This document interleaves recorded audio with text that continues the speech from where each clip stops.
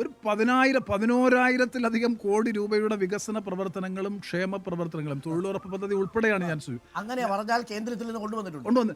മാത്രമല്ല കഴിഞ്ഞ പ്രാവശ്യം അരുൺ എൻ്റെ 5 ഇയേഴ്സ് എനിക്കറിയാം എന്നെ CPM വളഞ്ഞിട്ട് ആക്രമിക്കുകയാണ്. ഏതെങ്കിലും ഒരു പെശകുണ്ടെങ്കിൽ അവർ കൃത്യമായി അത് ചൂണ്ടിക്കാണിക്കും. ഗവൺമെന്റിന്റെ ഓതന്റിക് സ്റ്റാറ്റിസ്റ്റിക്സിന്റെ അടിസ്ഥാനത്തിലാണ് ഞാൻ ഓരോ പ്രസ് സ്റ്റേറ്റ്മെന്റും കൊടുക്കുന്നത്, ഓരോ ഇഷ്യൂവിനെ അഡ്രസ് ചെയ്യുന്നത്. കഴിഞ്ഞ 5 വർഷക്കാലം ഞാൻ നടത്തിയ പ്രവർത്തി, ഈ 5 അല്ല, 2014 മുതൽ 19 വരെയുള്ള 5 വർഷക്കാലം നടത്തിയ വികസന പ്രവർത്തനങ്ങളുടെ രേഖ പരസ്യമായി പ്രസിദ്ധി, ഒരെണ്ണം അവർക്ക് ഡിസ്പ്യൂട്ട് ചെയ്യാൻ പറ്റിയില്ല. അതുകൊണ്ട് തന്നെ ഇപ്പൊ 10 വർഷത്തതും വരട്ടെ, അത് അവരും നമ്മളുമായിട്ട് 2 വികസന രേഖയും തമ്മിൽ വെച്ച് ഡിസ്കസ് ചെയ്യാം. അത് വരേണ്ടത് ശ്രീ മുകേഷ് തന്നെ വരണം, വന്ന് നമുക്ക് ചർച്ച ചെയ്യാം. ഞാൻ അതിന് വില്ലിംഗ് ആണ്. അതാണ് അരുൺ ഞാൻ പറയുന്നത്. അത് ഒരു തർക്ക പ്രശ്നമല്ല. നിങ്ങൾ നടത്തിയ കാര്യങ്ങൾ, ഞാൻ നടത്തിയ കാര്യങ്ങൾ ജനം വിലയിരുത്തട്ടെ. ആ നിലയിലേക്ക് വേണം നമ്മുടെ പാർലമെന്ററി രംഗത്ത്, തെരഞ്ഞെടുപ്പ് രംഗത്ത്. അതാണ് ആരോഗ്യകരമായ സംവാദം ഒരു ജനാധിപത്യത്തിൽ ഉണ്ടാവേണ്ടത്. രണ്ടാമത്തെ ഒരു പ്രധാനപ്പെട്ട കാര്യത്തിലേക്ക്, അങ്ങനെ ചില വ്യക്തിപരമായ നീരസേന ഉണ്ടെന്ന് ഞാൻ ചിലത് അറിയാൻ സാധിച്ചു. അപ്പോൾ അത് നമ്മൾ തുറന്നൊക്കെ പറയാം. കാരണം നമ്മൾ തമ്മിൽ വ്യക്തിപരമായ പിണക്കങ്ങളൊന്നും ഇല്ലല്ലോ. മാത്രമല്ല ഒരു രാഷ്ട്രീയ നേതാവ്, ഒരു MP എന്ന നിലയിലും എനിക്കേറെ ആദരവുള്ള ഒരാളാണ് ശ്രീ NK പ്രേമചന്ദ്രൻ. കാരണം നമ്മൾ തമ്മിൽ നേരത്തെ തന്നെ സംസാരിച്ചിട്ടുണ്ട്. പക്ഷേ ചില കാര്യങ്ങളിൽ നമ്മൾ പരസ്പരമുള്ള ചോദ്യങ്ങൾ, നമ്മുടെ രാജ്യം അനുഭവിച്ചുകൊണ്ടിരിക്കുന്ന മാറ്റങ്ങൾ, ഇതെല്ലാം സൂചനകളുടെ ഭാഗമായിട്ടുള്ളതാണ്. അപ്പോൾ അതിലേറ്റവും പ്രധാനപ്പെട്ട കാര്യം, അങ്ങേ CPM വളഞ്ഞിട്ട് സംഖ്യവൽക്കരിക്കാൻ ശ്രമം നടത്തുന്നു എന്നുള്ളൊരു ആരോപണമാണ്. അതിലേറ്റവും പ്രധാനപ്പെട്ടത്, അങ്ങ് ആ ഉച്ചഭക്ഷണം കഴിക്കാൻ പോയതാണ് വിവാദമായി തീർന്നത്. രാജ്മോഹൻ ഉണ്ണിത്താനോട് ഞാൻ ചോദിച്ച ചോദ്യമാണ് അങ്ങേ ബുദ്ധിമുട്ടിച്ചെന്ന് എനിക്ക് തോന്നുന്നു ഒരു ഘട്ടത്തിൽ. പക്ഷേ രാജ്മോഹൻ ഉണ്ണിത്താൻ ഞാൻ ഒട്ടും പ്രതീക്ഷിച്ചില്ല. അദ്ദേഹം മാത്രമാണ് അങ്ങനെ ഒരു മറുപടി പറഞ്ഞത്. ബാക്കി ഞാൻ എല്ലാ നേതാക്കളോടും സംസാരിക്കുന്ന സമയത്തും CPM അല്ലാത്ത ആൾക്കാരുണ്ട്. രാജ്മോഹൻ ഉണ്ണിത്താനോട് ചോദിച്ച ചോദ്യമല്ല, അരുൺ കാസർഗോഡ് നിന്ന് ആരംഭിച്ച ചോദ്യമാണ് എല്ലാ MP മാരും. വലിയ പൊളിറ്റിക്കൽ ക്വസ്റ്റ്യൻ അല്ലേ? ഒരു പൊളിറ്റിക്കൽ ക്വസ്റ്റ്യൻ തോമസ് വരുന്നു, അല്ലല്ല തമ്പാനൂർ സതീഷ് വരുന്നു. അരുൺ, ഒരു പൊളിറ്റിക്കൽ ക്വസ്റ്റ്യനും അതിനകത്തില്ല, ഒരു രാഷ്ട്രീയ പ്രസക്തിയുമില്ല.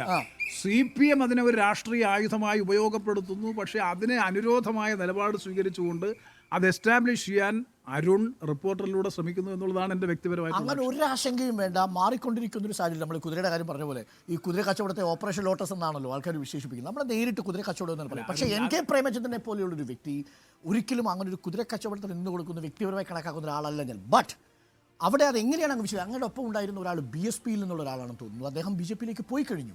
അപ്പോൾ നേരത്തെ BJPയായിട്ട് അലയൻസ് ഉണ്ടായിരുന്ന ഒരാൾ. അപ്പോൾ അത് പ്രേക്ഷകരുടെ മുന്നിൽ തുറന്നു പറയാനുള്ള അവസരം കൂടിയാണ്. അതുകൊണ്ടാണ് ഞാൻ ഓപ്പണായി തന്നെ നേരിട്ട് വരാമെന്ന് പറഞ്ഞത്. ഞാൻ എന്തായാലും അങ്ങയെ വിളിക്കാൻ സൂചിച്ചു. പിന്നെ വേണ്ട, നമുക്ക് ഓപ്പണായി തന്നെ സംസാരിക്കാം എന്ന് കരുതി. നമ്മൾ എന്തിനാ മാറാം? അതുകൊണ്ടാണ് നേരിട്ട് ഞാൻ പ്രേക്ഷകരുടെ മുന്നിലേക്ക് പറയുന്നത്. ആ ഭക്ഷണത്തിന് ശേഷം ഉണ്ടായ വിവാദങ്ങൾ പിന്നീട് വളരെ നിർഭാഗ്യകരമാണ്, ശരി, സമ്മതിച്ചു. പക്ഷേ അപ്പോഴും കോൺഗ്രസ് ക്യാമ്പിൽ നിന്നൊരു ഒഴുക്ക്, ഇപ്പോൾ അജയ് കപൂറിനെ പോലെയുള്ള ആളെ ഒഴുക്ക് തടയാൻ വേണ്ടി നിയോഗിക്കപ്പെട്ടയാൾ പോലും BJPയിലേക്ക് പോകുന്നൊരു ഘട്ടമുണ്ടാകുന്നു. അവിടെയാണ് അങ്ങ് ഒറ്റ MP ആണ്, അതുകൊണ്ട് തന്നെ മികച്ച പെർഫോമൻസ് ഉള്ളൊരു MP ആണ്, അവാർഡ് നേടിയ MP ആണ്. അങ്ങേ സ്വാഭാവികമായും BJP ക്യാമ്പിലേക്ക് എടുക്കുക എന്നുള്ളത് BJPയുടെ ഒരു പ്രൈഡാണ്.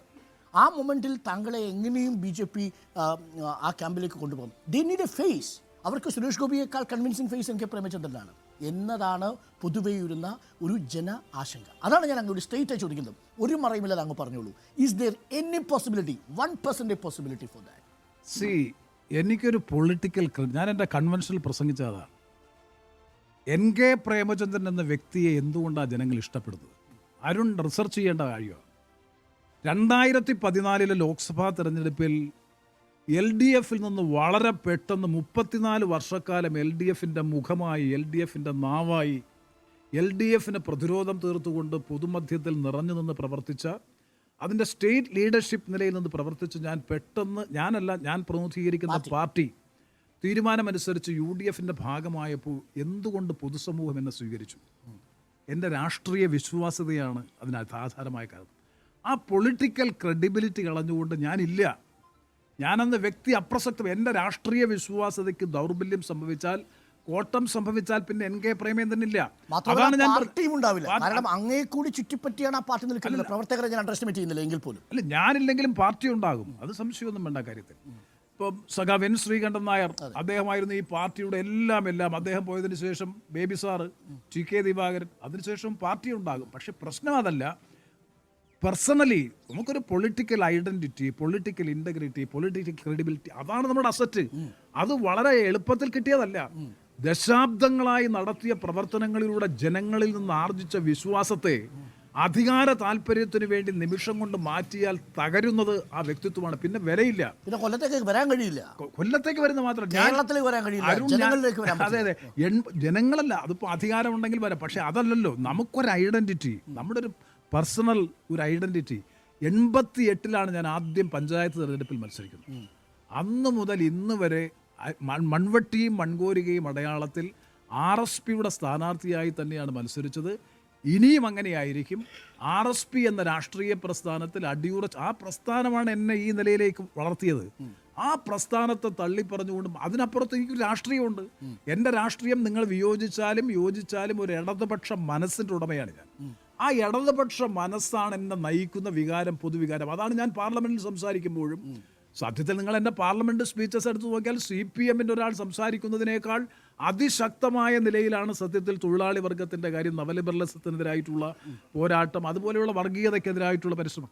അപ്പോൾ അതെൻ്റെ ഒരു മനസ്സാണ്, എൻ്റെ ഒരു വികാരമാണ്.